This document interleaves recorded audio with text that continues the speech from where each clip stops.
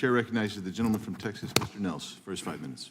Thank you so very much. A lot of this data, I mean, quite honestly, sickening. I was an old sheriff of Fort Bend County, Texas, big county outside of the city of Houston. Familiar with reporting crime. We had this crime data we would send. It was called the UCR, the Uniform Crime Report. We would send it. The FBI took it all, and now the FBI's changed it. Now it's called NIBRS, much more difficult. Many large cities. It's so confusing. Many large cities couldn't even comply with NIBRS to submit this crime data. Many agencies have failed to reach compliance. So the idea that crime is down is all malarkey. Chicago, LA, New York City failed to even report in 2021 because it's just too damn complicated. Matter of fact, what's interesting about the FBI in 2023 now, city of Baltimore, they claim they would know how many murders they have, right? They said we had 262 murders in Baltimore in 2023.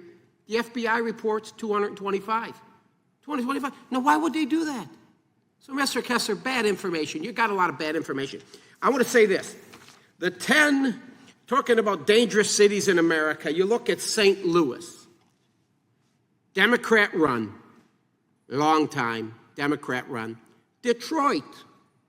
Democrat run. Long time. New Orleans. Scary. Don't go without a weapon. Democrat run. Memphis. Go ahead with me. Democrat run. New York City. People leaving. Everybody wants to come to the great state of Texas. Florida. Democrat run. Milwaukee. Just if you want to say it with me, you can. Democrat run. Minneapolis. I feel for you, sir. I feel for you up there in that great state.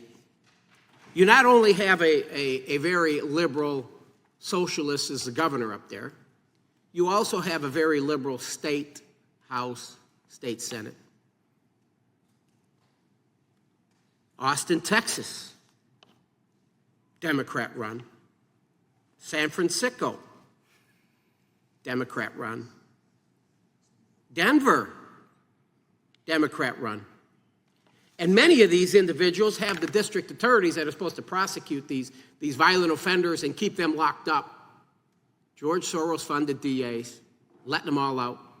I've got a graph here that shows incarceration rates in Minnesota, Minneapolis. Incarceration rates are down while crime is up. Crime is up. Violent crime is up. In Minneapolis, it's up in Minnesota.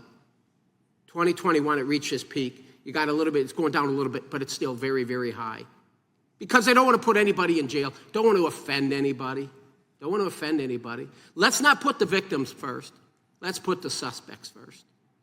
But I tell you something, the American people are seeing it. We had a hearing yesterday, Chairman, did we not, with families that lost loved ones due to the Kamala Harris border crisis. Border czar, she is. No, I'm not the border czar. I am the border czar. I'm not the border czar. Last night we saw nothing but a bunch of lies, misinformation in that debate. But I think the American people can see through this. They see what's happening to our country with the invasion at the southern border. They can see it. And I tell you, they can see it in Minnesota. They can see it in Wisconsin. They can see it. Every state now, folks, is a border state. The criminals are coming through. Poor Colorado. That violent gang out of Venezuela, they're there. Whether they're eating ducks or chickens or cats or whatever, they're in India, I don't know, Indianapolis.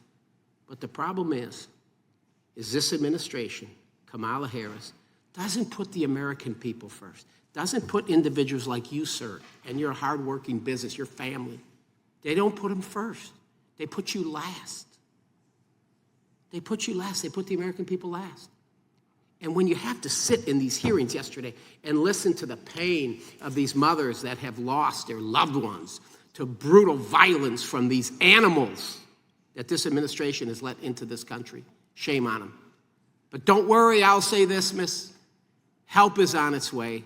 The greatest president in my lifetime is coming back on November 5th because the American people can see through this charade with this dangerous, dangerous administration. I yield back, sir.